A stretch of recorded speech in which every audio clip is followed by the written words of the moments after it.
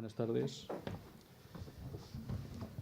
Bien, quiero comenzar agradeciendo a los organizadores la puesta en marcha de este proyecto, que espero que dure unas cuantas ediciones más, por todo el esfuerzo que sabemos que ha supuesto.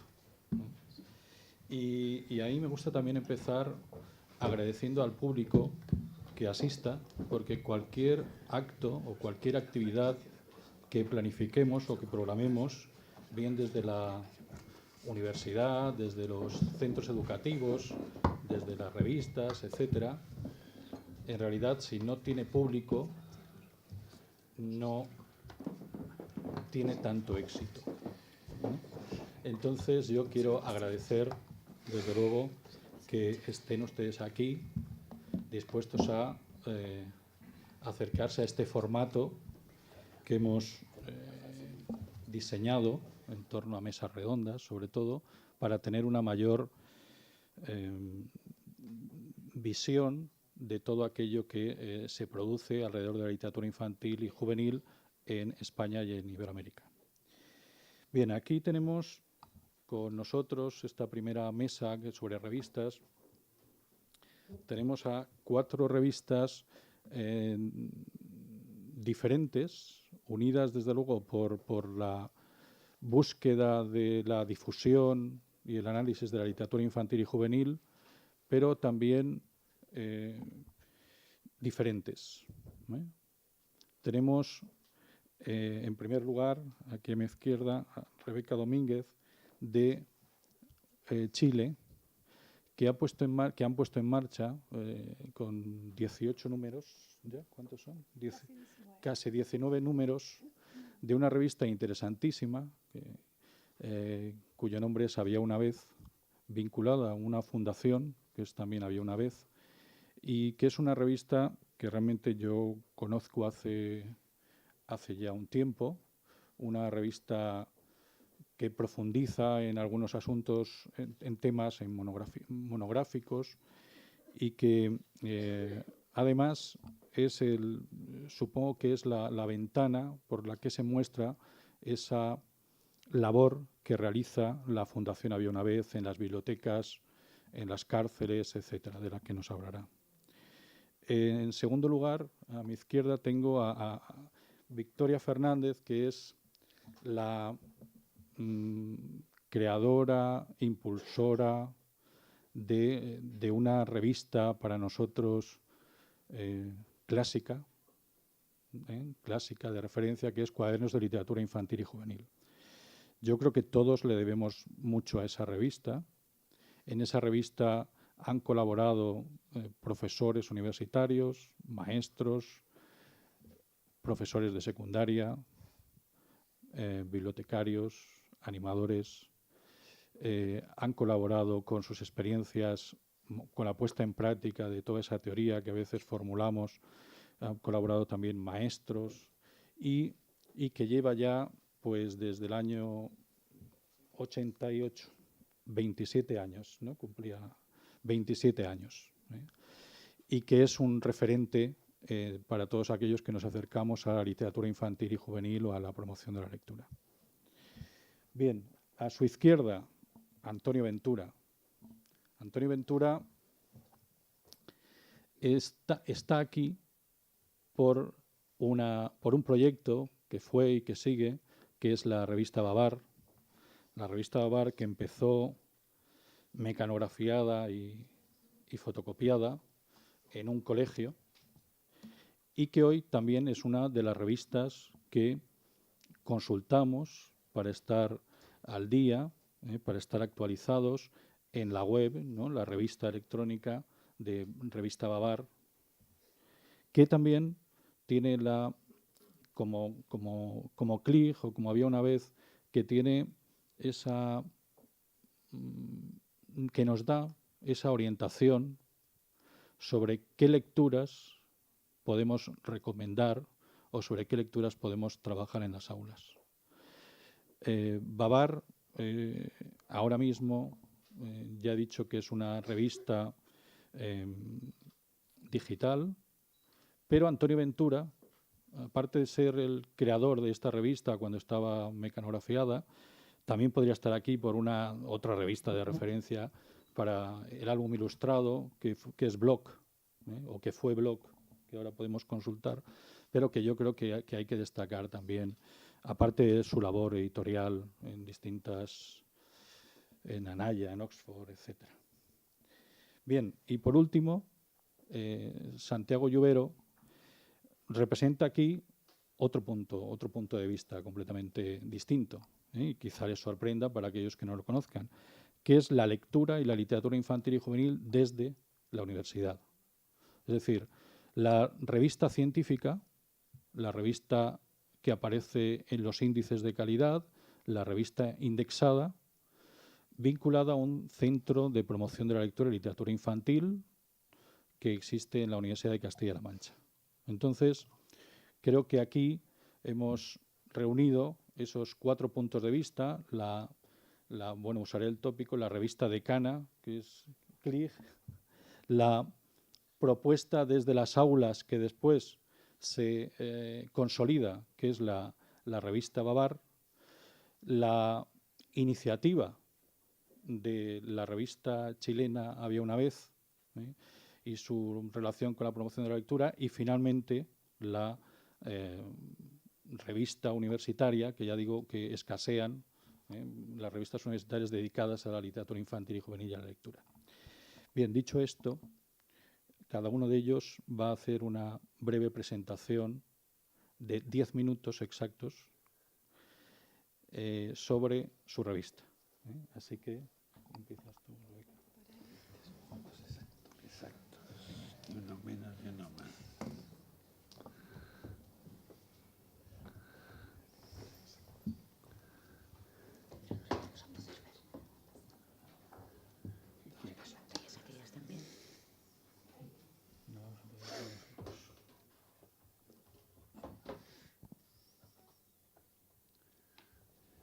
Hola, muy buenas tardes. ¿Se oye bien?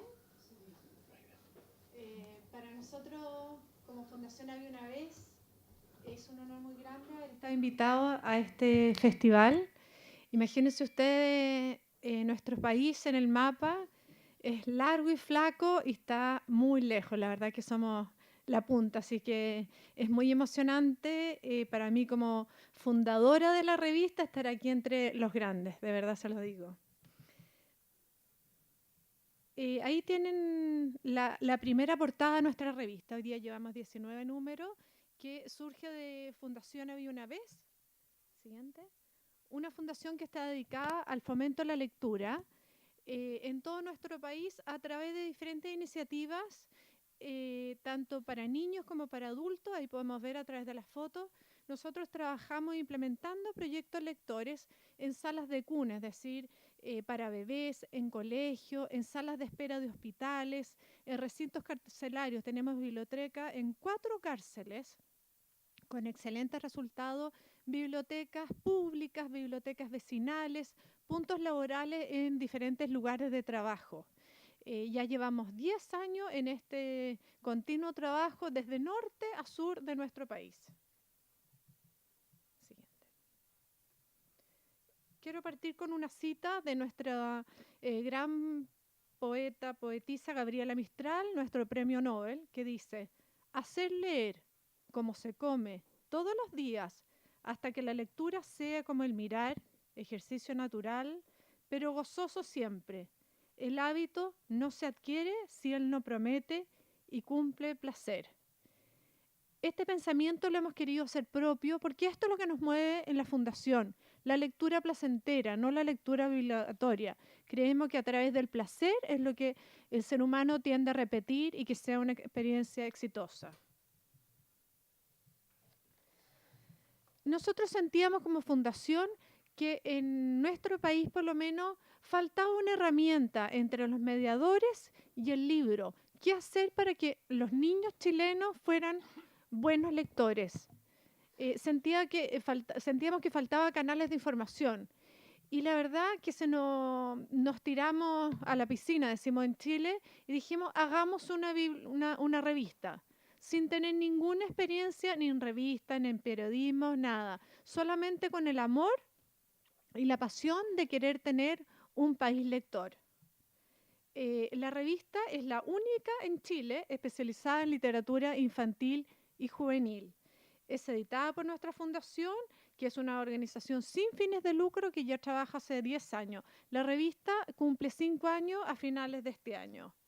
Está dirigido a todos los mediadores de la lectura. Nosotros entendemos como mediadores que son padres, profesores, bibliotecarios, escritores, ilustradores, todas las personas que les interesa que el niño tenga un libro en sus manos y sea un buen lector a futuro. Como les contaba, la revista fue en papel.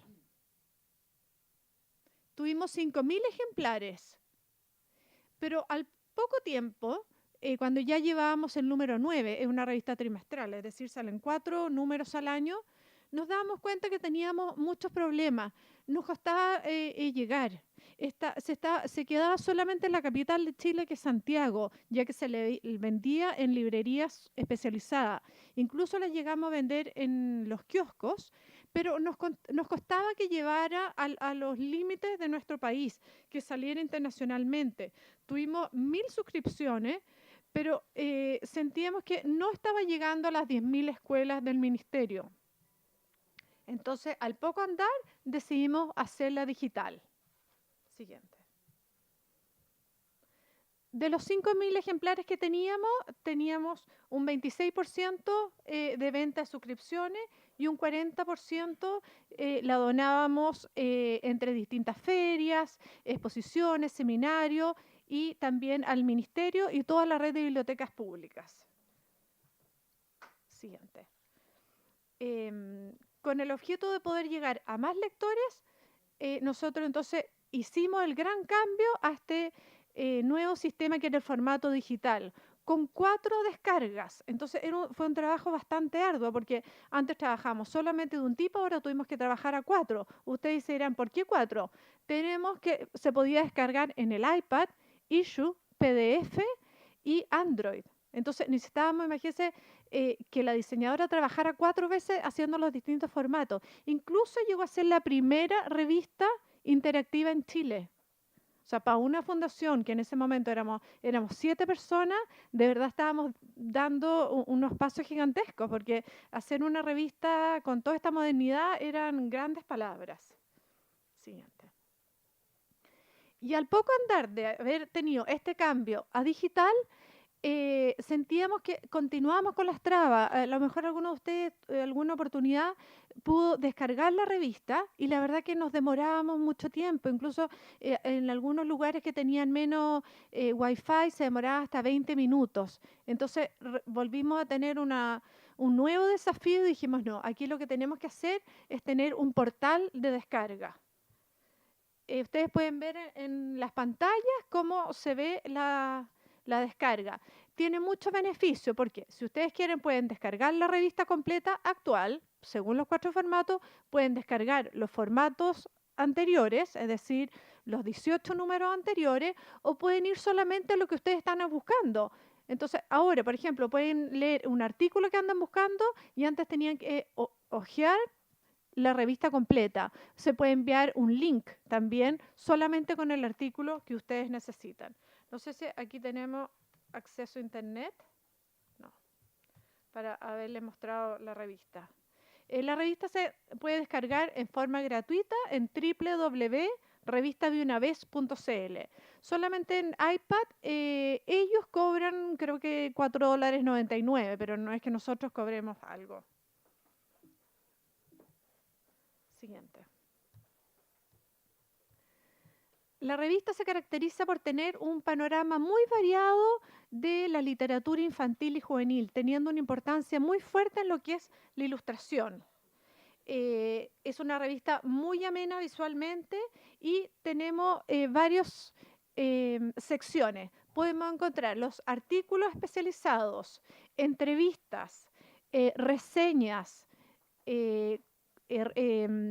selecciones de libros de 4 comités. En un principio teníamos solamente 2 comités chilenos. Hoy en día, como son 4 revistas al año, tenemos Comité de Venezuela, Comité de Fundalectura Colombia, que mañana estará con nosotros Claudia Rodríguez, y el comité de selección que tenemos de la Fundación Había una vez, y otro de la Biblioteca Nacional. Por supuesto que la bibliotecaria también tiene una página donde vamos poniendo diferentes experiencias exitosas que han habido. Y novedades del mercado editorial. Siguiente. Grandes personajes han estado con nosotros. Aquí vemos una portada de Alejandra Costa. La otra, no sé si la reconocerán, del ilustrador inglés Oliver Jeffers, Laura Basky. Y, ¿alguien adivina la mujer o no? Bien, Benjamín Lacombe. También nos donó una portada y por supuesto que tuvimos la entrevista. Siempre el ilustrador de la portada le cedemos adentro unas páginas para una entrevista. Siguiente. Antonio Skármeta estuvo en la número 1, fue premio nacional. Y ahí tenemos a Anthony Brown también, me imagino, escritor muy querido por ustedes. Siguiente. En Argentina nos dieron un premio, La Hormiguita Viajera, por la mejor revista digital, hace 2 años. Siguiente. Este es el equipo de trabajo, pero como ya quedando poco tiempo, siguiente. El financiamiento es, en este momento, a través del Estado de Chile. Nosotros nos ganamos un fondo del libro y los años anteriores fue con aporte privado de la Fundación y venta del avisaje. Como hoy día es un portal, queremos empezar a vender a futuro avisaje online para poder financiar la revista. Siguiente. Tiene el patrocinio del gobierno de varias entidades. Siguiente. Estrategias de difusión, nosotros enviamos cada semana un mail masivo, 25.000 suscritos. Ahí hay ejemplos de los diferentes mailing masivos que va llegando. Por supuesto que nos movemos también con las redes sociales de Instagram, Facebook, Twitter. Es increíble, cada vez que se manda un mailing masivo, la cantidad de descargas de la revista que hay. Siguiente. La lectoría, tenemos 3.000 visitas al mes, siendo Chile, por supuesto, 66% de la lectura y el resto de los países hispanoamericanos. Siguiente. Desafío futuro. Esta parte es muy interesante. Nosotros queremos llegar a que la revista le llegue a todos los mediadores de Chile y de ahí ir creciendo internacionalmente. Para esta externalización también queremos futuro pasarla bilingüe para poder llegar a todo el habla inglesa, ya sea de Estados Unidos, a pesar de que hay una comunidad hispana tan fuerte. Queremos también sacar una novedad a través de los podcasts.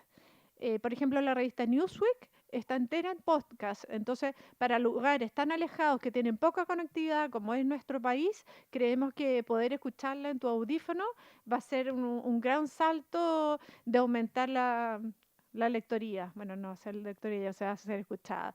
Nos gustaría también llegar a ser indexada.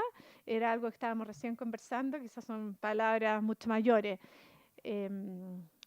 Y poner en marcha, como les contaba, un sistema de avisaje para que sea realmente un proyecto financiado 100%. Siguiente.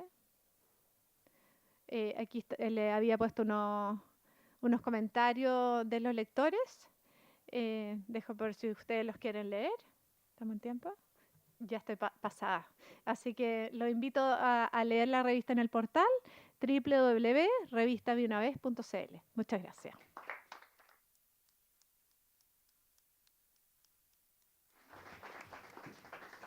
Bien, muchas gracias por ajustarte al tiempo. ¿No me pasé? No, un minuto. No, bien, Victoria. ¿Y cuadernos de literatura infantil y juvenil? Buenas tardes a todos. Estoy encantada de estar aquí en compañía de fantasmas y de que Ramón nos haya elevado a la categoría de clásicos, que esto no pasa cada día. Yo más que clásica me siento mayor, ¿eh? Pero bueno, a ver, la revista Click, este es el último número hasta ahora. Yo no he traído estas cosas tan modernas como Rebeca. A ver, es una revista especializada en literatura infantil y juvenil que nació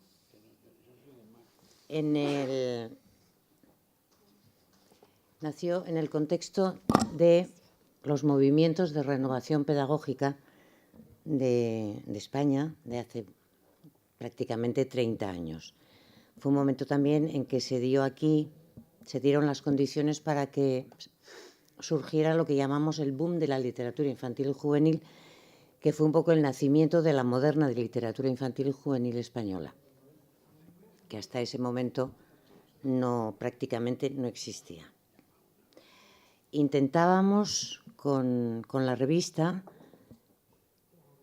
dar visibilidad a una literatura inexistente hasta el momento, reivindicar la categoría de literatura que se le ha negado siempre, o que hasta ese momento se le había negado y a continuación los años siguientes se le ha seguido negando, siempre ha sido una literatura menor, quizá porque como se dedicaba a menores, el mundo de la cultura no acababa de admitir que una literatura escrita para niños fuera una literatura seria, y fomentar de alguna manera la difusión de la literatura y de la lectura entre la gente más joven. Nacimos como una revista mensual, cosa que pudimos mantener a lo largo de muchos años hasta que llegó la crisis y hemos tenido que reducir la periodicidad a bimestral, es decir, ahora salen 6 números al año, un número cada 2 meses. Creo que en la mesa soy un poco la única, no, un poco no, soy creo la única revista en papel en este momento, ¿no? Bueno, no estoy en contra de lo digital, yo sé que esto es el aire de los tiempos y que no hay discusión posible, vamos hacia lo digital. La revista, incluso nosotros, hemos tenido que hacer una edición digital, pero en realidad no es una revista autónoma, son los PDFs de la revista que se edita en papel y que se envían directamente a los suscriptores. Y a mí me parece que esta cultura de lo digital es muy, muy importante, es una revolución. Hemos de ir a favor de la corriente, por supuesto, pero yo creo que hay algunas cosas que nos preocupan, a la gente del papel por lo menos, y a la gente de las revistas, porque no todo lo que se llama revista en Internet es una revista, desde mi punto de vista por lo menos, pero supongo que habrá momento de comentarlo aquí en la mesa. Creo que tenemos la suerte de vivir un momento bisagra. Todavía estamos con lo de siempre, pero lo nuevo nos está llegando de una manera incontenible. Y bueno, ahí todos tenemos que cambiar hábitos, que cambiar no sé cómo, porque yo creo que al mundo editorial español le está pasando un poco lo que al chico este del cuento de los lobos, ¿no? El que decía que vienen los lobos, que vienen los lobos. Llevamos años diciendo que llega lo digital, que llega lo digital, y ahora ha llegado lo digital y las editoriales no saben qué hacer. No hay creo yo, hasta ahora, no hay un plan general, por lo menos, cada cual hace lo que puede y son iniciativas que van saliendo y en ese río revuelto siempre hay pescadores aprovechados. Pienso, por ejemplo, en los chicos estos que pagan para que les editen en Internet, en plataformas que aprovechan materiales de otros gratuitamente, en fin, en cosas que creo que preocupan y que podríamos debatir. De todas maneras, yo creo que las revistas de literatura infantil y juvenil digitales, aquí mis queridos compañeros, cumplen en realidad el mismo papel que cumplimos las revistas en papel. A fin de cuentas, que es difundir, recomendar libros, intentar que la gente lea y dar difusión a un material que, desgraciadamente, sigue sin tener un aprecio importante por parte de los medios de comunicación generalistas, ¿no? Y bueno, en eso estamos. Estamos en crisis, tenemos que aguantar el chaparrón y a ver cómo nos salimos todos de esto.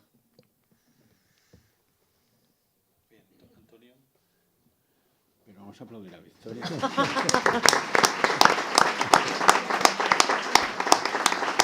No, me da igual. Muchas gracias. Buenas tardes. Bueno, muchas gracias a la Fundación Santillana y a Casa de América por invitarnos y muchas gracias a Ramón por su presentación. Con todo cariño y respeto hacia los otros dos contertulios, para mí es un placer y un honor estar al lado de Victoria en esta mesa, y lo digo aunque ella esté delante porque ella sabe que es sincero esto. Y si no están ustedes suscritos a CLIG, por favor, según salen, cojan el boletín de suscripción, que lo tenemos ahí en una mesa discreta. No es verdad todo esto que estás diciendo. No, claro que no, bueno, pero me dejas que lo diga. Bueno, Babar nació como una revista escolar en el año 1989 en un colegio público de Arganda del Rey, que sigue existiendo todavía y se llama Federico García Lorca. En aquel momento yo era tutor de un grupo de octavo de GB, con el que había promocionado desde sexto y habíamos trabajado fundamentalmente la literatura a través de la lectura. He traído el número 1, que es este, y lo imprimimos en una fotocopiadora que nos dejó el ayuntamiento. Imprimimos 150 ejemplares y aquí viene el consejo de redacción, que eran todos chavales de 14 años y hacían sus comentarios y comentábamos los libros. Esto fue en el 89. 11 años después se publicó la última revista impresa en papel, que es esta, la número 25, de la que ya se imprimían 500 ejemplares e incluso teníamos algún anuncio de alguna editorial. Aquí, por ejemplo, tenemos Coquinos, Alfaguara. Y igual que ella antes comentaba, de los autores, creadores, a lo largo de esos años, de los últimos años de la revista, sacábamos 6 números al año, muchos ilustradores. Esta es Noemí Villamuza, Emilio Urberuaga, Arcadio Lobato, Carma Solé, Asun Balzola nos hacían un elefante para la cubierta de la revista. Elefantes cuyos originales yo no conservo ninguno, se los quedaron ellos. Porque si ustedes hacen cuentas, verán que si en el 89 aquellos alumnos tenían 14 años, cuando la revista pasa a digital en el 2000 tienen 25 y en el presente tienen 39. Con lo cual, claro, justo sale la cuenta, yo tengo 60, pues... Entonces, en la actualidad, quien debiera estar sentado aquí es Pablo Cruz, que es realmente es el actual alma de la revista digital. Yo soy ahora mismo solo un mero colaborador. Me cortas, Ramón, porque hablar para mí de Babar comprenderán ustedes que es hablar de una emoción. Para dar los datos, simplemente decirles que la media de visitas mensuales de la revista es de 20.000. En las redes sociales, 12.000 en Twitter y 58.000 en Facebook. Actualmente las entradas totales que tiene la revista son de 1.200. El 56% son reseñas, el 20% son noticias, el 5% artículos y el 3% entrevistas. Las visitas son el 40% de España, el 60% de Latinoamérica, un 16% para México, un 13% Argentina, un 8% Colombia y un 6% Chile. Actualmente la revista se alimenta de... El trabajo fundamental lo lleva, como les decía, Pablo Cruz. Yo escribo con regularidad, pero cada vez de una forma más distante, o sea, quiero decir, más espaciada. Y nos llegan muchísimas colaboraciones, sobre todo espontáneamente de Latinoamérica, a las que no podemos atender, no podemos, digamos, queremos que lo que colgamos mantenga una cierta presencia un tiempo, ¿no? Y yo creo que lo fundamental está dicho. Muchas gracias.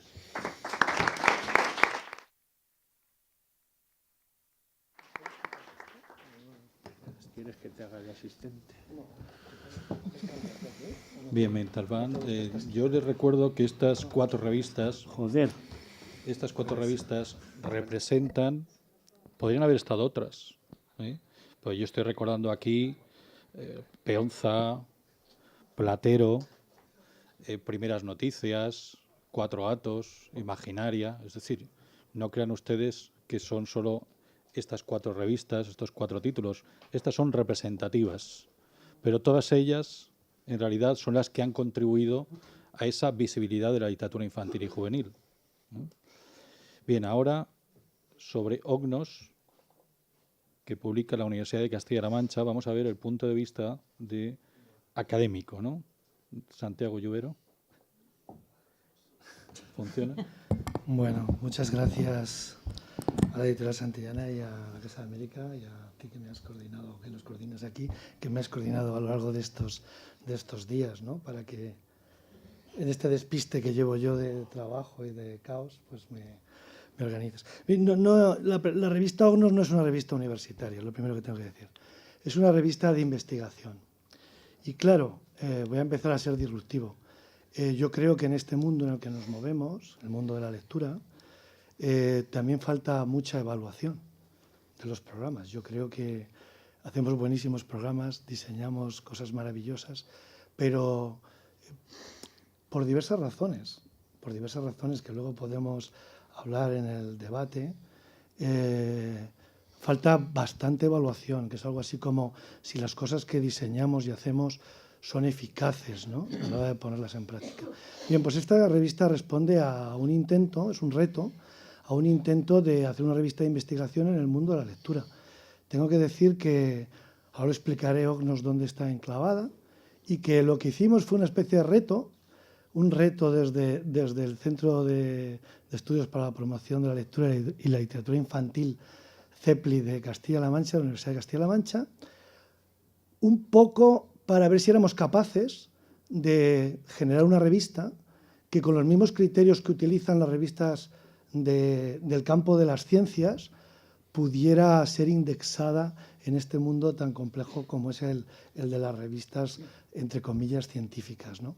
A la revista Ognos le acaban de dar el sello, yo sé que a mucha gente le da igual, ¿no?, pero le acaban de dar el sello de revistas de excelencia científicas españolas, de la FECIT, que son algo así. En España hay como 1.300 revistas supuestamente científicas en el catálogo, y solo 191 tienen el sello FECIT, ¿no?, y solo una de lectura. Entonces, en ese sentido, es un poco como enclavar esta revista, ¿no? Bien, pertenece a un centro, voy rapidísimo, que tiene diversas secciones. Me ha dicho Pedro Cerrillo, tienes que hacer publicidad, y yo hago publicidad, ¿no? Hay una parte de promoción, que es una biblioteca especializada, para el que no lo conozca, que tiene como 20.000 volúmenes, es la biblioteca castellana más grande de España en literatura infantil y juvenil, que nace del fondo de Carmen Bravo Villasante, ¿no? Tiene actividades de promoción de la lectura y tiene edición de materiales, tiene materiales para que los mediadores puedan trabajar en distintos contextos, la escuela y otros contextos no escolares, ¿no? Tiene una parte de formación con seminarios y congresos y una oferta anual de cursos online, donde la mayoría de las personas pues, son personas de fuera de España, ¿no?, los que participan. Y un máster de promoción de la lectura, que fue el primero que se hizo en España en una universidad y que se mantiene ahí con 7 ediciones y tenemos bastante éxito, ¿no?, y eso está muy bien. Y luego tiene grupos de investigación, ahora veréis qué grupos, unas colecciones monográficas de publicaciones y una revista científica, que es el reto que quisimos marcarnos dentro de este contexto, ¿no? Bien, hay 2 grupos de investigación, uno es que dirige Pedro Cerrillo, que es Educación Literaria y Didáctica de Literatura Infantil, este habla de literatura, estudia la literatura fundamentalmente. Luego hay un grupo que es Psicología, Educación y Lectura, que habla de los procesos sociales y psicológicos y educativos vinculados a la lectura y al hábito lector, ¿no? Y luego está la revista, que se inició en el 2005, que primero tenía una periodicidad anual y ahora es semestral, que tiene proceso de evaluación a doble ciego, ¿no?, sistema de pares, y que al principio se hacía en papel y que ahora se hace a través de la web. Pero, curiosamente, nosotros no lo hacemos porque quisiéramos nosotros. A nosotros nos gustaba mucho la revista en papel, pero es que nos obligaron a ello, porque resulta que estas revistas, para que tengan difusión, deben ser digitales, fundamentalmente. Eso es lo que nos exigía la FECIT, lo que nos exigían las agencias de investigación, ¿no? Abajo está la web, está la referencia para entrar a la revista. Y bueno, lo que decía, es una revista de evaluación por pares, periodicidad semestral, con una temática multidisciplinar, ¿no? Las investigaciones son todas sobre lectura, pero de enfoques educativos, sociales, psicológicos, antropológicos, filológicos, etc. Llevamos más de 90 artículos publicados y aproximadamente se publican entre 8 y 12. Estas son las cubiertas de los números en papel, ¿no? En papel. Bueno, tengo que decir que los números en papel, la edición la hacía la Universidad de Castilla-La Mancha, su servicio de publicación está muy cuidada y tengo que decir que para nosotros era muy fácil porque tenemos el apoyo total de nuestra universidad y del servicio de publicaciones. Entonces, la revista, no sé si se vendía, pero se regalaba fundamentalmente. Y ahora, tengo que decirlo también, todo el contenido es gratuito, se puede descargar y todo esto. Bien, está mal capturada, pero esta es ahora la digital, el último número, ¿no? Acceso libre, y aquí están los contenidos de los artículos que se descargan en PDF. Bien, las temáticas, porque se me dice, ¿y de qué se publica ahí? Pues se publica de todo lo vinculado al libro y la literatura infantil. Estudios de autores, obras, estilos, corrientes, estudios comparativos, estudios sobre discurso literario, recepción del texto, cuento popular, hábitos lectores, desarrollo psicológico vinculado a las aplicaciones de programas, comprensión lectora, que está muy de moda, ¿no? Lectura y TIC, etcétera, etcétera, ¿no? También de bibliotecas, todo esto. Bien, tengo que decir que tenemos algunas dificultades porque sí que publican artículos de lectura muchísimas revistas, y algunas científicas de educación, psicología, y que el ámbito de la lectura, tengo que decir que cuando intentamos hacer una revista de este tipo, de esta tipología, el hecho de que fuera tan multidisciplinar a nosotros nos perjudica, porque es difícil definir lo que es lectura, ¿no? En cuanto es tan amplio, yo creo que es fácil de conceptualizar, pero a lo mejor difícil de definir en este contexto, ¿no? Bueno, los dos objetivos de las revistas científicas, pues que sea una plataforma de comunicación científica y un instrumento de referencia para la actividad investigadora. Bien, esto es curioso porque lo quería poner. Los criterios de calidad editorial vienen dados, ¿no? Vienen dados de las agencias de evaluación. Esto para los que no están acostumbrados, pero es la CENAI, la NECA, yo creo que a uno le sonará ahí como el demonio, a muchos, ¿no? Y luego la TINDES. Y ahí están todas las cosas que hay que hacer. Algunas son de carácter formal, los criterios, y otros de carácter no tan formal. Por ejemplo, el número de citas que tiene esta revista. Es decir, quién la lee y quién la utiliza ese contenido para publicar otras cosas. Pero, por ejemplo, también, y a veces es muy contradictorio, y esto lo podemos hablar luego, el número de rechazos que tiene la revista de los artículos que le llegan. Bien, esta revista tiene un porcentaje de rechazos del 60%. Y de cada 10, 6 no se publican. Pero no somos nosotros ni yo el que lo rechaza, sino lo rechazan los evaluadores. Y los evaluadores son expertos, tantos profesores de universidad como profesionales, que están por todo el mundo y que han aceptado evaluar estos artículos y que les llegan, y a través de unos criterios que están en web, que están ahí, no nos da tiempo, pues ellos evalúan si ese artículo se puede publicar, si se publica con revisión o simplemente se rechaza, ¿no? Es así. Bien, nosotros nos movemos por otro tipo de criterios, claro, revistas gratis, y entonces pues miramos el número de descargas mensuales a través de Dialnet o Google Analytics, ¿no? El número de suscriptores, el número de descargas por revista, en fin, yo he puesto ahí números que tampoco. Y estas son las bases de datos en las que está indexada, porque esto se mueve al revés, ¿no? La idea es que cuanto más difusión es gratuita, cuanto en más bases esté, más posibilidades tiene de que se vean los artículos, se difundan, que lleguen a los investigadores. Y, bueno, la clave aquí de las bases más importantes, aparte de la TINDES, es Scopus, esta que veis ahí a la derecha. Scopus es del Elsevier, luego podemos hablar de esto, ¿no? Es una base de datos muy importante, ¿no? La WOC, el JCR y Scopus son dos bases que en el mundo académico son claves porque es la que funcionariza de alguna forma a los profesionales de la universidad, ¿no? A través de sus esenios y cosas de estas. Digamos que las agencias de evaluación solo valoran los artículos o valoran fundamentalmente los artículos de investigación que están indexados en estas bases. Bien, lo curioso es que nosotros hemos pasado 4 evaluaciones y las 3 primeras no las rechazaron, ¿no? Y nos rechazaron por diversas cuestiones. Por ejemplo, en la primera, porque el comité científico no era internacional, era bastante, aunque era gente de mucha calidad, eran de aquí de casa, ¿no? El segundo, porque la revista era muy joven, ¿no? Algo que no podíamos hacer nada, era joven, ser joven, pues eres joven, ¿no? Y luego no teníamos mucho impacto, que es como ¿quién te lee, no? ¿Quién te lee y si esos que te leen te toman en serio, ¿no? Y luego, pues, fijaros en la tercera, ¿no? La tercera es la endogamia, que esto es muy interesante. ¿Qué significa la endogamia? Bueno, ahora lo explico, un segundo. Tengo tiempo, ¿no? Un segundo. Y por último, en la cuarta nos han dado el sello este de calidad de la FECID. Y ya, fijaros, ¿qué es endogamia? Dime cuánto y ya está, 1 minuto, perfecto. La endogamia es que nosotros no podemos publicar. Es interesante esto. Nadie del CEPLI ni cercano a la Universidad de Castilla-La Mancha puede publicar ahí.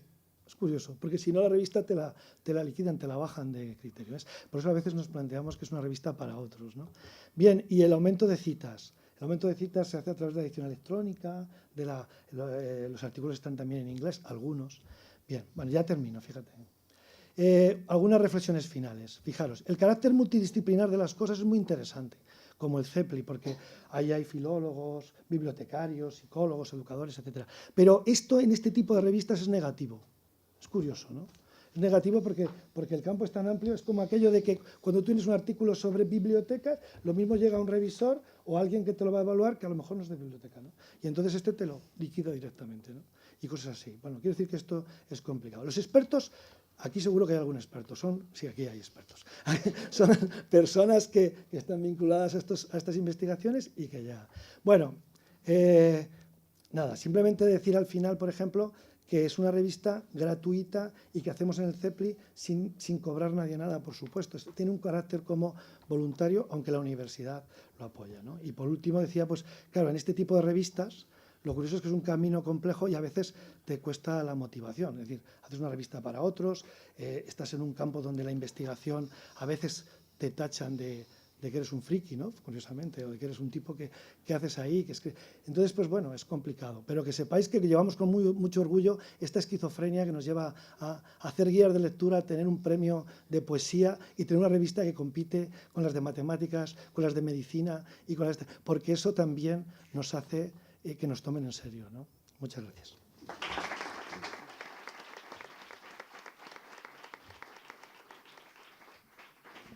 Bueno, gracias por ajustaros al tiempo que hemos pactado. Y ahora podemos empezar. Yo os voy a plantear alguna pregunta y cualquiera de vosotros podéis empezar. La primera pregunta es, habéis hablado de los orígenes de las revistas, ¿no? Por qué surgieron en ese momento, pero yo os pregunto ahora por qué ahora revistas de literatura infantil y juvenil y de lectura.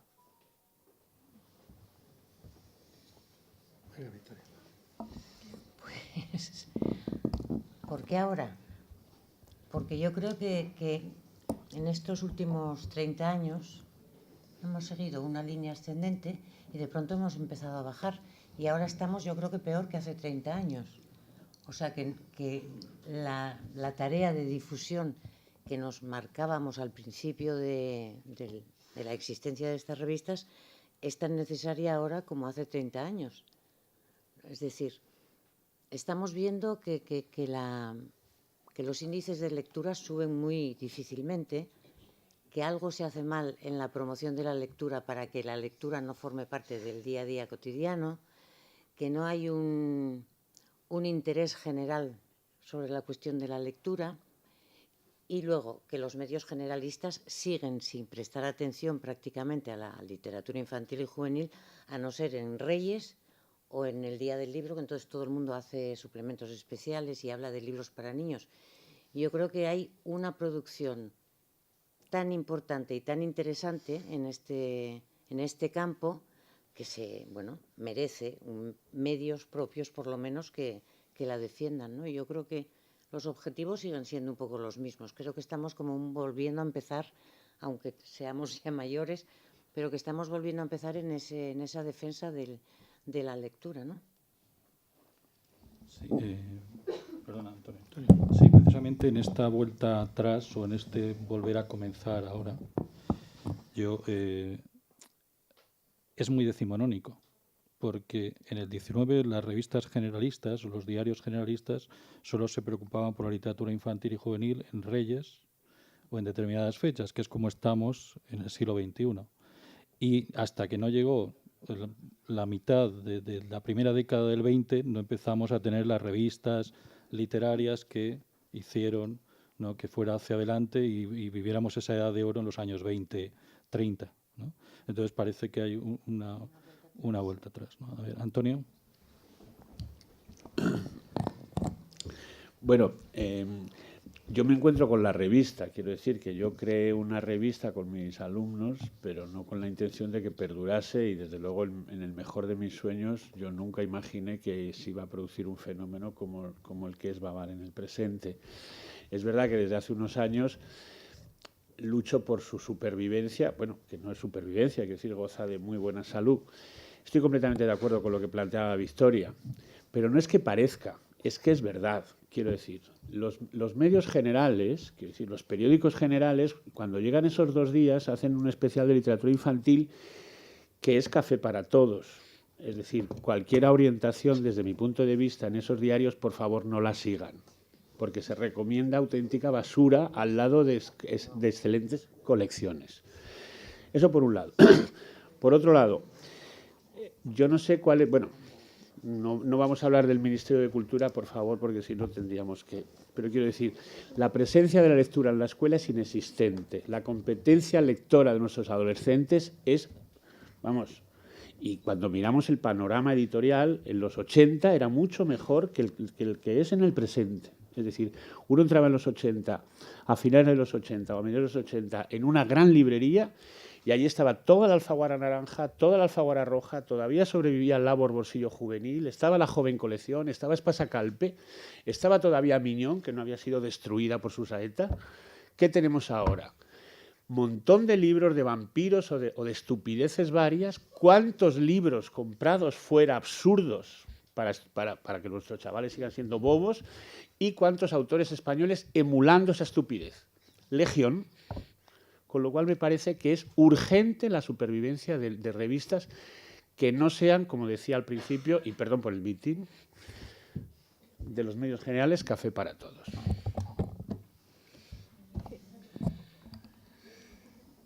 A ver, en nuestro país existen 2 grandes diarios, de los cuales ninguno de los 2 tiene espacio para la literatura infantil. O sea, es muy difícil, aparte de los blogs, que sí existen, por supuesto, tener acceso a información literaria. Entonces nosotros nos preguntaban, bueno, ¿qué hago para que mi hijo lea? ¿Qué hago para que mi alumno lea? Y por otro lado nos preguntaban, ¿qué libro les damos de leer? Entonces nosotros sí teníamos 2 cuestiones que resolver y sentimos que una buena manera de hacerlo era a través de la revista. O sea, en mi país realmente es una necesidad tener un medio como la revista, o ya sean otras que pudiesen venir a futuro, que resuelvan el problema de la formación lectora, del fomento lector y de una selección de libros. ¿Qué le doy a leer? ¿Cómo separo la basura de la no basura? Piensen que en todo Chile hay solo 3 comités de evaluación y selección, solo 3.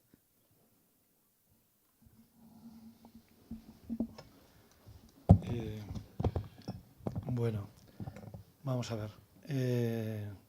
Se lee poco voluntariamente, las estadísticas están ahí, ¿no? Prácticamente 4 de cada 10 no leen, ¿no? Pero lo curioso es que nuestras investigaciones sobre alumnos universitarios que van a ser los futuros maestros, dicen que 1 de cada 2 no lee. ¿Vale? Este es el futuro. Claro, nadie les exige saber si leen o no cuando entran a magisterio. Nadie se lo pregunta. Aparte que en los planes de estudios no haya literatura, etcétera, etcétera. Bien, ¿qué ocurre? Se habla de hábitos lectores, se habla de promoción a lectura, pero hay que hablar de formación de formadores, claro. Claro, que eso es fundamental. Y en esa formación de formadores está la selección de lecturas, está muchas cosas. Está la investigación, están los programas, el diseño de todas estas cuestiones que sabemos que son determinantes. Y yo creo que las revistas es lo que hacen. Se dedican a eso, deben dedicarse a eso. Aparte que la revista tiene una inmediatez que es clave. Tú publicas algo en una revista y a los 2 meses o antes está ahí. Tú mandas un capítulo a un libro y ese libro sale entre 1 año y 2 después. Es decir, a veces trasnochado, ¿no? Por eso digo, las revistas son determinantes. Y si en otras áreas lo son, yo no digo que copiemos todo, ¿no? No debemos copiar algunas cosas, pero tenemos que tener esa visión. ¿Debemos seguir siendo románticos? Yo no digo que no haya que ser romántico y que hay que tener carácter lúdico y haya que ser creativo. Estoy totalmente de acuerdo en esto, pero también hay que tener una visión un poquito más allá, ¿no? Si queremos de verdad hacer las cosas bien, ¿no? Siempre estamos quejándonos de lo poco que leen, quejándonos de que los profesores de magisterio no saben, pero no vamos al meollo de las cuestiones, ¿no? Bien, son revistas, por lo que decís, que van dirigidas a mediadores, ¿no? A contribuir a esa formación, sí, padres, bibliotecarios, docentes, etcétera. Y lo que planteaba Victoria de Internet, de las nuevas tecnologías, ¿no? ¿Cómo veis vosotros? Porque claro, es compatible el papel con la red, porque la red va a dar una difusión que no tiene el papel, ¿no? Perdona, sí. A ver, lo que pasa es que acá, como dice Daniel Cassani, nosotros somos extranjeros en toda la era digital, no somos más nativos digitales como los niños de hoy en día. Entonces, yo creo que nosotros sí echamos de menos el papel. O sea, yo personalmente, aunque en el iPad se ve maravillosamente bien la revista, añoro volver al papel y de hecho uno de los proyectos que tenemos es sacar la revista en papel, un papel mucho más barato, más común y corriente, y tenemos un proyecto también que es hacer un dossier de los mejores artículos de la revista. Pero nosotros como adultos añoramos el papel. Hombre, yo creo que compatibles tienen que ser por fuerza, quiero decir, no hay manera. Las nuevas generaciones, dudo yo que se dediquen a comprar revistas en papel. Van a tirar de tablet o de ordenador o de iPhone o de lo que sea. Pero, a ver, yo es que aquí apuntaba antes al principio, yo aquí veo un problema. Por una parte, la confusión que hay hoy entre lo que es una revista y lo que es un blog, o puede ser una página web, que no tienen nada que ver. Yo creo que las revistas de las que estamos hablando aquí ahora son revistas que tienen pues una línea editorial, tienen unas secciones, tienen una estructura, tienen una intención, pero luego, claro, lo que realmente prolifera en Internet son blogs y páginas personales, que claro, es que, a ver, no quiero despreciar a nadie, que hay cosas muy interesantes en todas partes, pero claro, yo profesionalmente tengo que meterme ahí y ver lo que está pasando. Pero claro, me meto en blogs que a la tercera entrada del blog han repetido continuamente: este libro es maravilloso porque me ha hecho llorar y no he podido dejar de leerlo hasta el final. Pues llega un momento que dices tú, bueno, vale, me parece muy bien, pero esto no me aporta nada a mí. Y yo me temo que la mayoría de esos miles de usuarios de Internet es lo que están leyendo y creen que eso es crítica de libros, por ejemplo. Y no sé, creo que es muy peligroso, ¿no? Y esto, ¿por qué es así también? Por la cuestión de la gratuidad de Internet. Aquí todo es libre. Entonces, ¿para qué vas a pagar por una revista en papel, esta cosa tan antigua que además ocupa espacio en casa y es un lío, si puedes entrar en Internet y tenerlo todo gratis? Claro, esta cultura de lo todo gratis y del pirateo yo creo que está haciendo tantísimo daño a la industria editorial, a las revistas por la parte que nos toca, que decir, nosotros somos una revista pequeñita y además es un proyecto ya personal que no... es un empeño personal más que una empresa, ¿no? Y que vivimos con poco y que nos ajustamos a lo que hay y ya está. Pero claro, a mí me parece imposible competir con esas revistas que salen en Internet gratis, abiertas a todo el mundo, con colaboradores que tampoco cobran nada por sus colaboraciones, porque ahora parece que estamos entrando en esa era de la, ¿cómo es? Colaborativa, la economía colaborativa, ¿no? Que debe querer decir que yo trabajo y que los demás se aprovechan de ello, porque si no, no te lo explicas. ¿Qué es esto de la economía colaborativa? A ver, yo sé que voy a una tienda y tengo que pagar si quiero comprarme una chaqueta o si quiero comprarme comida, pero la gente entra en Internet y no tiene esa esa idea de que tiene que pagar por un trabajo intelectual que, bueno, tiene unos derechos de autor y tiene una autoría. Pero claro, si los propios autores deciden que lo que quieren es escribir lo que sea y que salga en Internet, bueno, pues entonces es muy complicado, ¿no?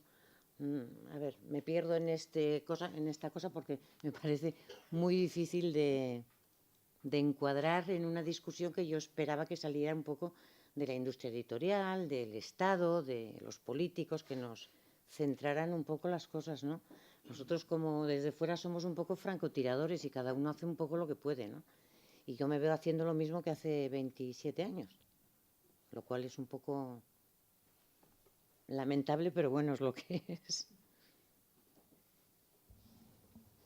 Bien, desde luego lo que tú planteas, esa credibilidad que podía tener la revista en papel, porque al fin y al cabo tiene una línea editorial, esa credibilidad y ese rigor se pierden en general en lo que es la web 2.0, es decir, en los blogs, wikis, etcétera, ¿no? Tampoco exagerada ni justa en esto, estoy hablando un poco como si estuviera en casa, ¿no?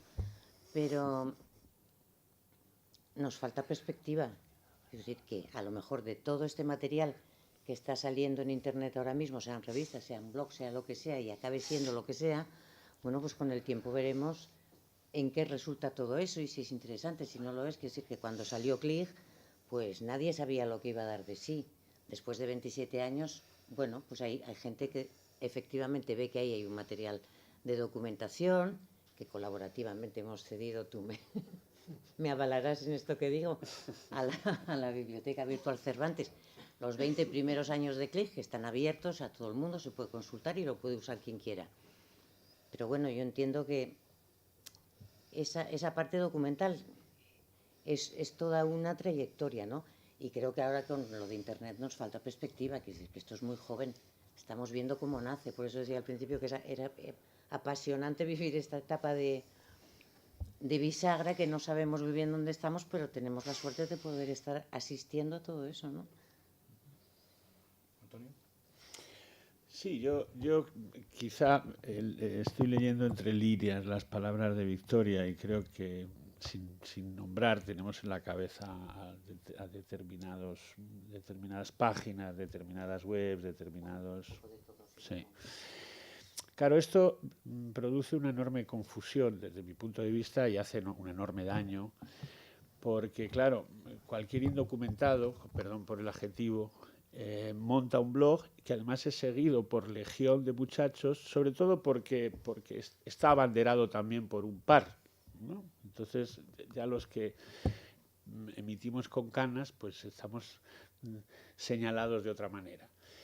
Y a mí lo que más me preocupa es que por parte de la administración pública no se hace nada, no se neutraliza esto, y por parte de las empresas privadas se sanciona, por ejemplo, convirtiendo a estos muchachos en críticos de libros, ¿no? O en asesores editoriales. Con lo cual, bueno, pues eso es una ceremonia de confusión que creo que hace un enorme daño, sobre todo en el ámbito escolar, incluso más que en el bibliotecario. Y bueno, hoy, por ejemplo, se celebra en breve el Día de la Biblioteca y desde Amigos del Libro se mandan libros a unos colegios y es curioso, ¿no? Porque hace unos años había cola de colegios para apuntarse, porque además les regalan libros. Este año, pues una persona de la asociación a golpe de teléfono ha conseguido que 3 colegios asistan, ¿no? Y dices, esta es la marca España. Bueno, yo poco. Yo creo que Internet no va a matar el papel, pero evidentemente Internet es una posibilidad brutal. Yo creo que estamos al principio, es decir, evidentemente todavía, es decir, poner un PDF, colgar un PDF, eso no es nada. Habrá otros sistemas y habrá otras fórmulas, ¿no? Yo creo que la clave está en los objetivos que se marcan las revistas. Yo creo que los objetivos y los costes. Yo creo que si una revista se marca el objetivo de difundir la información, tendrá que hacerse digital, lógicamente. Pero si una revista quiere cuidar el formato, la edición, tiene dinero para hacerlo y lo leen 50 personas y con eso es suficiente, pues debe seguir haciéndolo en papel. Yo creo que esa es la clave, ¿no? No creo que todo tenga que ser digital, ni creo que pensemos con añoranza que el papel... Yo creo que además, bueno, ahora sobre la crítica sobre lo que supone los blogs y lo que supone, hay muchas investigaciones sobre esto, que decía Antonio, en el sentido de que los chicos sean críticos de los libros, ¿no? Sean los auténticos críticos, pues es muy interesante esto. Esto habrá que analizarlo, porque aparte que las editoriales lo potencian, evidentemente el lector a lo mejor es el mejor crítico, en ese sentido, el lector de esa edad. Entonces hay que tener cuidado con esas historias. Lo que pasa es que nosotros pues, no solamente somos inmigrantes digitales, sino que somos mayores, nos ha pillado y entonces a veces nos cuesta entrar en este juego. Pero bueno, cuidado con las cosas y que cada uno haga la revista como más le guste, de acuerdo a sus objetivos y a sus costes, ¿no? Sí, yo no creo que se trate tanto de decir que no es interesante que los chicos hagan sus webs y sus críticas y sus comentarios. A mí me parece muy interesante, yo me lo leo, porque me gusta saber por dónde van los tiros y qué piensan. Y no es una crítica esto, además es inútil, es como querer poner puertas al campo, que es decir, que la gente va a seguir haciendo páginas de Internet, a colgar sus cosas en Internet y esto no hay quien lo pare, ¿no? Pero, bueno, yo ahí lo que me parece es que no sé cómo decirlo, no hemos conseguido que esto de la lectura, que en lo que llevamos tantos años trabajando, esta defensa de la lectura, haya conseguido esa consideración de, ahora se dice siempre, ¿no?, de cuestión de Estado. Bueno, pues no lo sé si es cuestión de Estado o de qué tiene que ser, pues tiene que haber más iniciativas como esta, pues tiene que haber otra movilización, pero no sé si eso es posible en las circunstancias de hoy en día, ¿no? Pero que, a ver, todo lo que sale en Internet puede ser interesante, bueno, pues puede ser. Lo que pasa es que de pronto te sale la noticia de que uno de los padres de Internet dice que toda esta gran documentación que estamos metiendo en Internet y alimentando el monstruo, dentro de poco no se va a poder leer porque los programas nuevos no van a permitir leer esa documentación. Y dices tú, por favor, copias en papel de todo, ¿no? No sé. Y luego, pues escándalos de estos que dicen, pues hay una venta de usuarios para que en las páginas salgan 1 millón de seguidores o 80.000 me gustan o no sé qué, bueno, estas cosas que salen en las redes sociales, ¿no? Y ves que todo está manipulado de alguna manera y dices tú, bueno, yo me agarro a mi revista de papel, a mí que me manden mi revista todos los meses, que yo me la puedo leer y que yo pueda acudir a ella cuando quiera, que no tenga que depender de una máquina que se puede fundir y me puede dejar sin nada, ¿no? No sé, es una broma, pero a ver, que hay muchas dudas a la hora de abrazar alegremente esto de lo digital. Bueno, pues tendremos que convivir con ello. Yo creo que es un poco también lo que tú dices, que cada uno hace el proyecto que quiere. Que Internet nos da opción a hacer un determinado tipo de proyectos, fantástico. Cuantos más seamos, más reiremos, que decían por ahí, ¿no? O sea, que bien. Sí.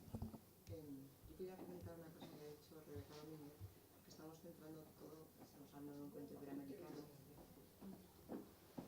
Quería hacer un comentario porque estamos en un encuentro iberoamericano. Yo soy Teresa Lizaranzo y vengo de la Secretaría de Estado de Cultura y he venido aquí a escucharos. Algunos de vosotros ya me conocéis y estuvisteis además en un encuentro en Berines que dedicamos precisamente a la frontera entre la literatura infantil y juvenil. Nos conocemos de revistas, de ediciones, incluso hemos dado premios a una editorial como Calandraca porque sí que pensamos que es una literatura mayor y no menor, pero precisamente porque es un encuentro iberoamericano. Rebeca ha dicho una cosa que me resulta muy interesante y es la difusión, y por eso sois digitales. Y es que siempre pensamos en términos nuestros, es decir, tenemos una red de bibliotecas que puede haber tenido ahora menor o mayor dotación, pero cuando la comparamos con la que tiene Iberoamérica, pues que España tenga el mismo número de bibliotecas que México, que tiene más del doble de su población. Tú has hablado del tema de la concentración en la capital y la importancia que tiene el llegar a la difusión.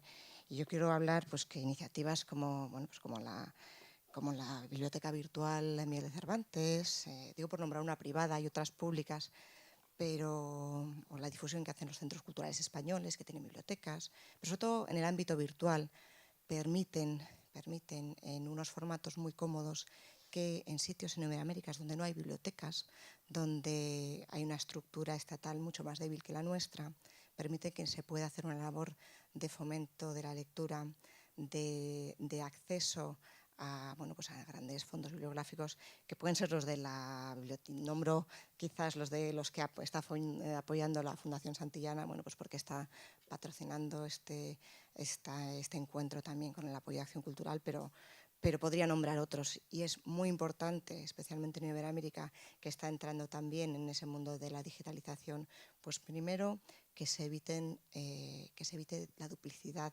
de la digitalización de fondos bibliográficos, que se pueda permitir que se acceda a ese esfuerzo que se ha hecho ya en España y que se puedan, digamos, compartir con ellos, que puedan acceder a esos fondos en sitios donde no hay una biblioteca física.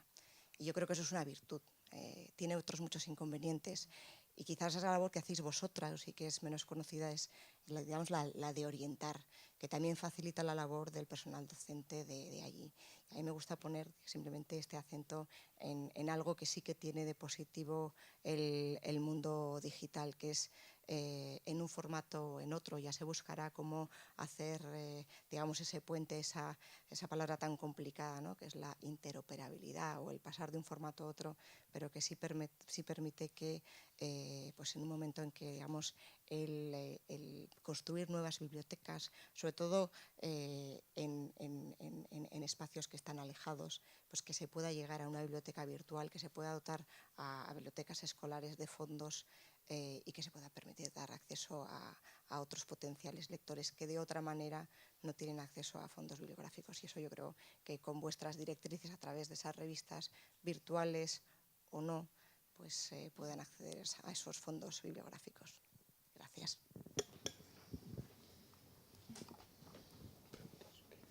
Sí, aprovecho para recordar que estas revistas, 3 revistas están en la Cervantes Virtual. Está Babar desde el número 1, Ognos, aunque ellos están en su página, y Clear, como ha dicho Victoria, de momento están, ¿no?, junto a otras que yo he citado al principio, porque precisamente contribuyen por lo menos a esa orientación. Pero yo creo que al final os dirigís a los mediadores, porque, claro, habéis citado el lector. Que el lector sea quien oriente las lecturas es un poco peligroso, al menos desde el punto de vista docente, porque claro, cuando nos movemos en terrenos de literatura infantil, no de libros para niños, la diferencia entre lo que es un libro infantil o lo que es literatura, un lector no competente, un lector que no tiene desarrollada su competencia literaria, no tiene suficiente criterio como para valorarlo, ¿no? Entonces yo creo que esa es la labor que hacéis vosotros y que, claro, resulta fundamental, ¿no? Básicamente, quiero decir que uno de los problemas con los que siempre nos encontramos, los que trabajamos sobre todo para maestros y profesores, es que los maestros y profesores desconocen la literatura infantil y juvenil, no es algo que esté en su formación, y desde la universidad, ¿no?, la cosa no ha ido demasiado bien. No te estoy echando la culpa. Si yo pudiera, ya sabes. Necesitamos otros programas de formación del profesorado que contemplen este tipo de cosas, pero bueno, es eso, nosotros trabajamos para los mediadores, no trabajamos para los chicos, que es donde sí quizá tienen mucho éxito los blogs y las webs y todo esto, porque son hechas por chicos y leídas por chicos en un lenguaje que a lo mejor nosotros nunca jamás utilizaríamos, pero que a ellos sí les va porque es lo suyo y se entienden entre ellos. Y luego están los fenómenos de fans y se vuelven locos por un autor de repente. Y entonces, bueno, es otro tipo de cosas que quizá nosotros entendemos mal. Nosotros trabajamos para la gente mayor, que son los que tienen en sus manos la capacidad de guiar un poco esos inicios en la lectura, ¿no? Otra cosa es que lo hagamos bien, lo hagamos menos bien, que luego el profesor entre en esa dinámica o no entre, que luego no es nada fácil. Es decir, que ahora mismo la enseñanza yo hablo por lo que veo en Cataluña los últimos tiempos, bueno, pues no hay presupuesto, por ejemplo, quiero decir, no hay presupuesto en las escuelas para nada, que no sea lo estrictamente necesario. Resulta que hay niños que no tienen para pagar el comedor escolar y entonces los profesores que quieren trabajar la lectura en la escuela no se atreven a decirles tenéis que comprar un libro al trimestre para leer, cosa que se hacía antes. Ahora esto ya no lo hace nadie, a nadie se le ocurre. ¿Cómo van a comprar un libro si no tienen para el comedor escolar? Quiero decir, estamos viviendo una situación tan complicada que se van deshaciendo las pequeñas estructuras que se habían formado de trabajo, ¿no? Y había profesores de refuerzo y esos profesores trabajaban en la literatura. Bueno, no sé por qué estoy hablando de esto ahora, no habías preguntado esto. Ah, el lector. Sí. Sí, bueno, yo creo que es muy importante saber lo que piensan los chicos de lo que leen. Pero, y esos blogs y estas páginas a mí me parece interesante cuando todo tiempo para hacer excursiones por internet que son, bueno, llevan mucho tiempo, esa es otra, ¿no? Pero yo creo que es importante saber, siempre lo hemos defendido, que los niños deben poder elegir sus lecturas. Pero claro, para poder elegir tus lecturas tienes que leer y conocer y enterarte, ¿no? Y tener algún tipo de guía. Pero a mí sí que me parece interesante, sí. A propósito de jóvenes lectores, en la revista hay una sección que se llama GIL, J-I-L, que son jóvenes lectores que se juntan, ellos tienen un comité de selección y comentan sus libros. Sí, nos quedan 8 minutos, así que si ustedes quieren intervenir. Ahí está, claro. Eso es lo bueno. Un comentario nada más. Yo tengo las suficientes canas.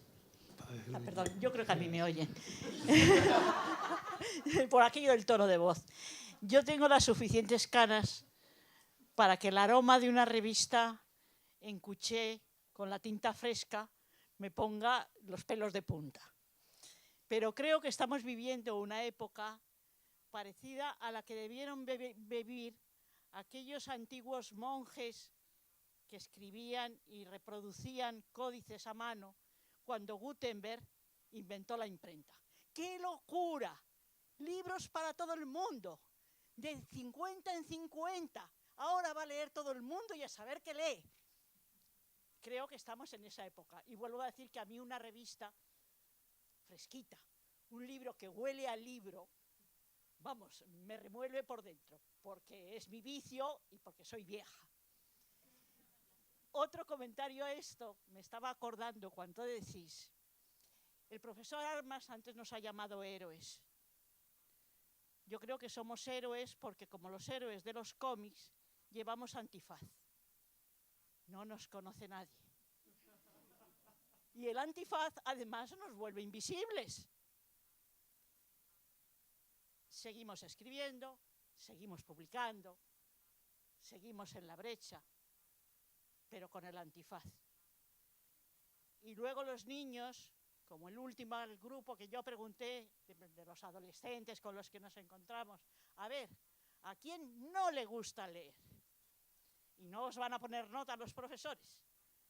Montañas de manos. ¿Por qué no te gusta leer?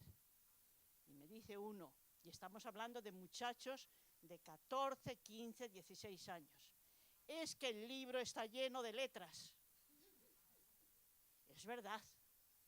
Y le falta capacidad lectora para interpretar esas letras. Está en tercero de la ESO, pero es un analfabeto funcional. Porque continúa diciéndome, es que pasarme una hora para 4 páginas me aburre. Y le digo, y a mí también.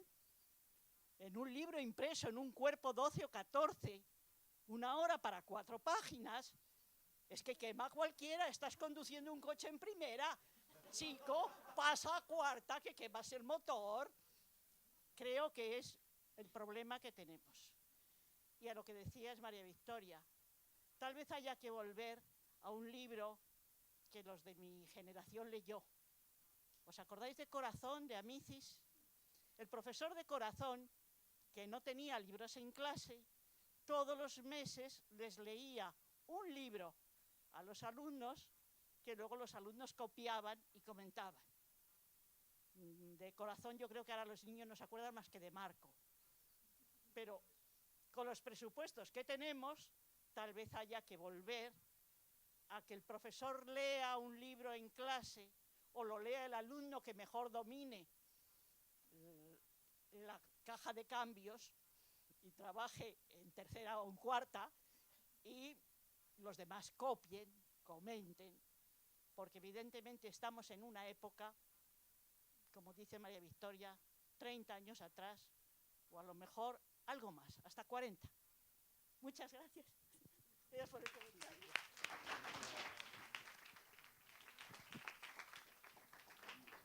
Yo con respecto, yo personalmente,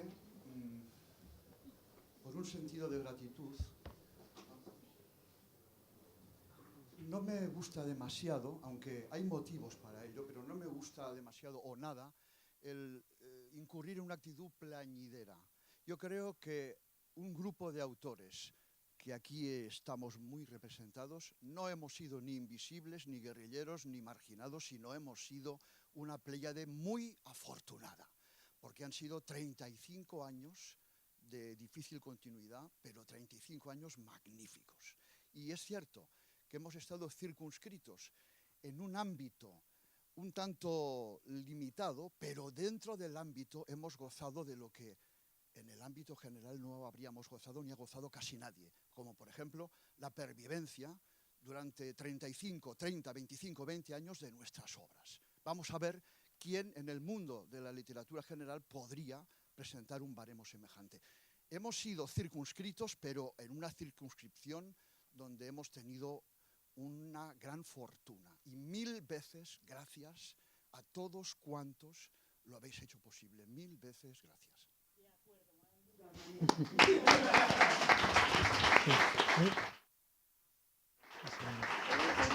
Bueno, pero voy a decir una cosita que yo no quiero corregir a Armas, ¿no? Yo creo que hay que tener, yo creo que él decía lo de héroes debe ser porque cobran menos los autores de infantil, debe ser, no entiendo, pero hay que tener cuidado con las cosas, ¿no? Es decir, si nosotros no somos héroes los que nos dedicamos a la literatura infantil, no, porque si nosotros no estuviéramos, los adultos no leerían. Nosotros no somos héroes. Los héroes son excepcionales. Son gente rara que está ahí y que tiene unos superpoderes. No. Nosotros somos la base de la sociedad, somos la base, la que da, la que construye a las personas. Y eso hay que tener cuidado con ese mensaje. Porque nosotros mismos nos metemos en la excepción. Y una excepción que es un error bastante grande. Yo quiero decir que hay que tener cuidado con esto. Es decir, no nos pueden tratar como personas excepcionales porque enseñemos a leer y a amar la literatura. ¿Pero eso es excepcional? No.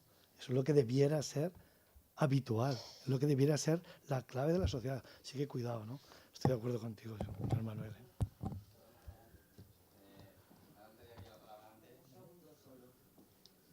Buenas tardes, soy Esther de la librería. Simplemente decir que yo opino sobre el tema de los blogueros que se ha comentado antes, que hay una confusión entre los blogueros de juvenil, sobre todo, y la gente que es mediadora o es crítica. El bloguero está leyendo para sí mismo y el mediador lee para otro. Yo creo que esa es la gran diferencia. Gracias. Sí. Aquí hay 25 personas que no están en clase porque han venido a escucharos a vosotros en lugar de estar en clase de literatura infantil en la universidad. No quiero que se vayan con la idea de que todo es terrible y que todo es peor. Por favor, darle 4 razones para decirles que literatura infantil es la asignatura más importante de su carrera. Cada uno con una me conformo. Soy el profe.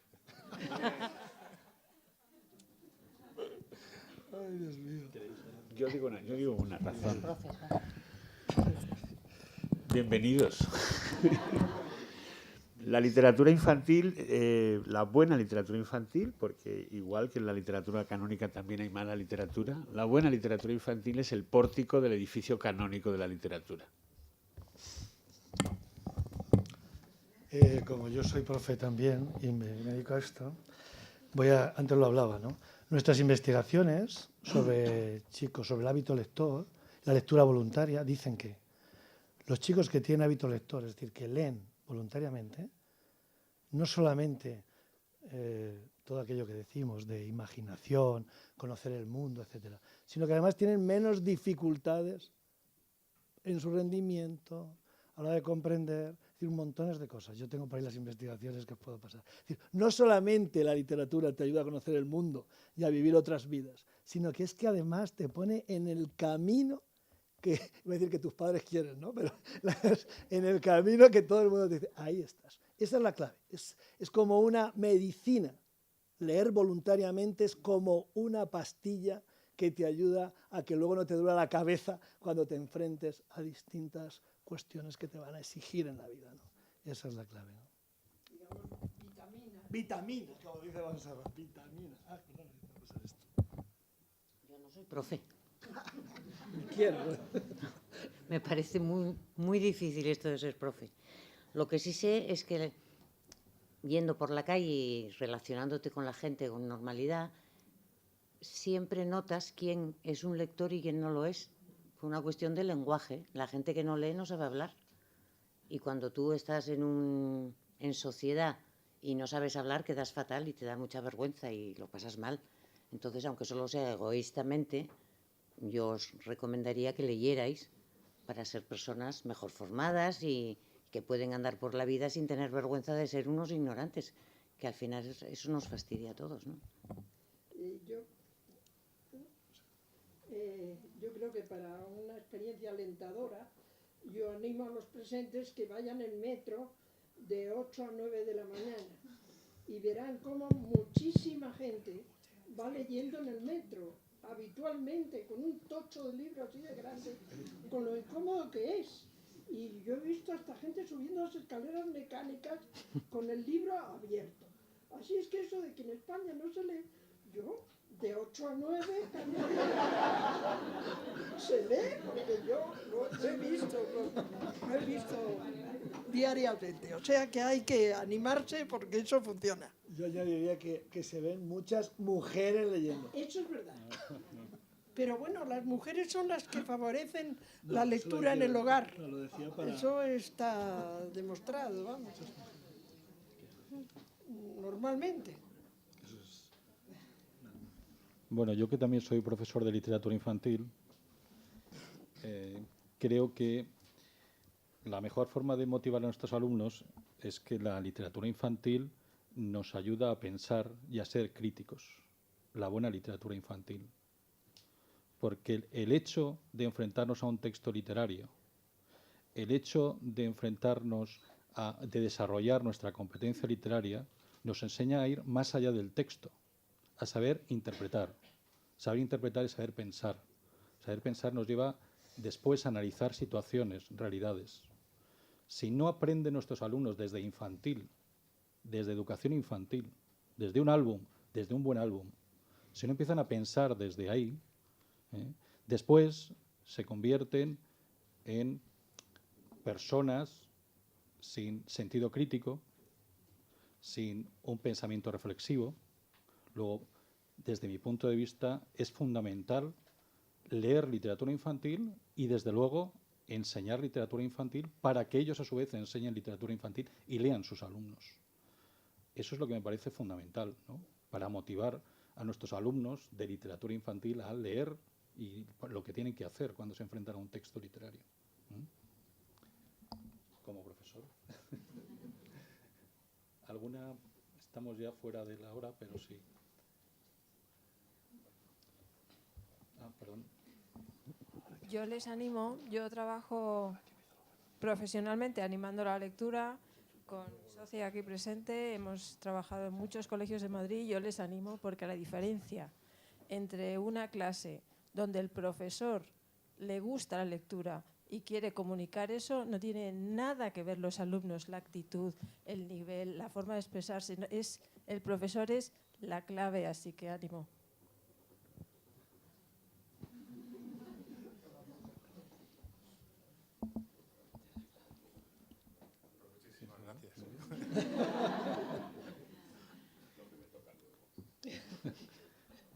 Allí. ¿Alguien más quiere hablar para cerrar ya? Y porque a las 7 empieza la siguiente mesa. A nivel de profesores, bueno, yo hablo como madre.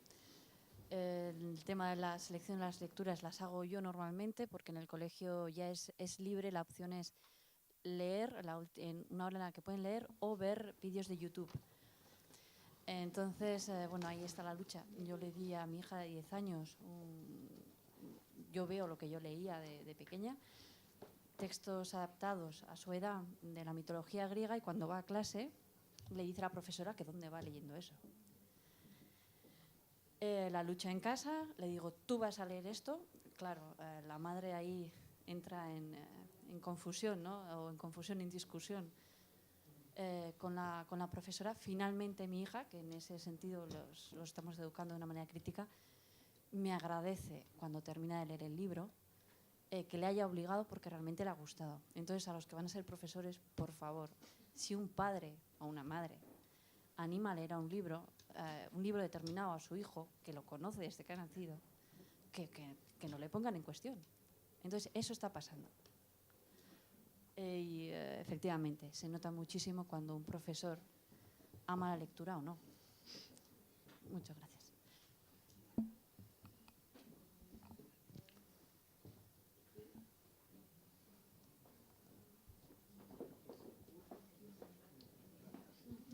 Quizás los editores de la revista Ognos hayáis publicado algún estudio sobre esta cuestión, y si lo recuerdas, si puedes decirnos algo. Y quisiera saber si hay algún estudio sobre el modo en que la televisión, el lenguaje audiovisual, atrofia la capacidad cognitiva, la capacidad de atención, de retentiva y de interés por ese esfuerzo que hay que mantener ante un libro y que ante la televisión queda en suspenso. Vamos a ver. Ver la tele no atrofia nada. Lo que atrofia es ver solo la tele, ¿no? Es decir, yo me imagino que estabas hablando de esto, ¿no? Es decir, la idea es que vamos a ver. El hábito lector es una construcción, es un aprendizaje. Es decir, y va mucho más allá. Es decir, leer no es solamente descifrar unas letras, ¿no? Es comprender, es reflexionar, es mil cosas, ¿no? Entonces esto hay que construirlo a nivel educativo. Y claro, para construirlo pues hay que motivar, ahí está el carácter lúdico, ahí está la imagen social que deben proyectar los profesores. Cuidado con esto que decía la última persona, ¿no? La madre, ¿no? Es que los padres son educadores. Quiero decir, tampoco hay que descargar todo a los maestros. Es verdad que hay maestros, vamos a decirlo aquí, yo fui maestro de unitaria, ¿no? Maestros que no hacen bien las cosas. Pero los padres tienen que estar ahí, que son sus hijos, ¿no? Tienen que confiar en los maestros y hacer el trabajo. Pero lo que decía que es un proceso de aprendizaje y claro, hay que motivar lo que tú estás diciendo, ¿no? El estar con el libro, que el libro sea un objeto cotidiano en tu estilo de vida, que esa es la clave, yo creo que esa es la clave, ¿no? Lo que decía Montserrat del metro, que tú tengas, que para ti la lectura sea algo cotidiano que puedas hacer en cualquier momento sin necesidad de un esfuerzo. Esto les pasa a los que hacen deporte, o los que hacemos deporte y a los que tenemos cualquier otro hábito, ¿no? Es un aprendizaje costoso y hay que hacerlo bien, ¿no? Y en ese sentido, claro, ver todo el tiempo la tele, evidentemente, te corta esto. Pero ver la tele de vez en cuando, ¿no? Es decir, tampoco, no es como aquello, ¿no? Llevas razón, sí. Hay estudios hechos sobre el tiempo de... Y hay estudios hechos sobre algo que es muy interesante, que lo dejo en el aire, que es sobre la literatura televisada, ¿no? Que esto, o es literatura, ¿no? Lo de las series que está tan de moda. Hay muchas cosas ahora trabajadas para los nuevos, lo que nos viene, ¿no? Lo que nos viene para los nuevos lectores. Una última pregunta, sí. Rapidito, es que me ha parecido una aberración lo que acabo de escuchar ahorita, que le digan en clase que puede escoger leer un libro o ver un vídeo de YouTube. Yo, por favor, si ustedes son profesores o van a, eso no lo hagan. Es que no sé en qué comunidad está eso, porque yo, la verdad, es la primera vez que lo escucho. Claro, me he quedado... Aquí hay una persona del ministerio que diga su nombre, ¿no? Yo, por favor, es que me he quedado asombrada. No, es una broma. Es una broma. De verdad. sea... No, que es una broma. ¿Cómo puede decir esto?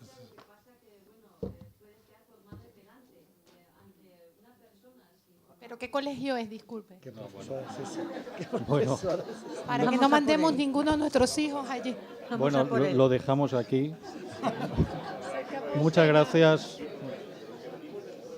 Muchas gracias y continuamos ahora con la siguiente mesa. Gracias.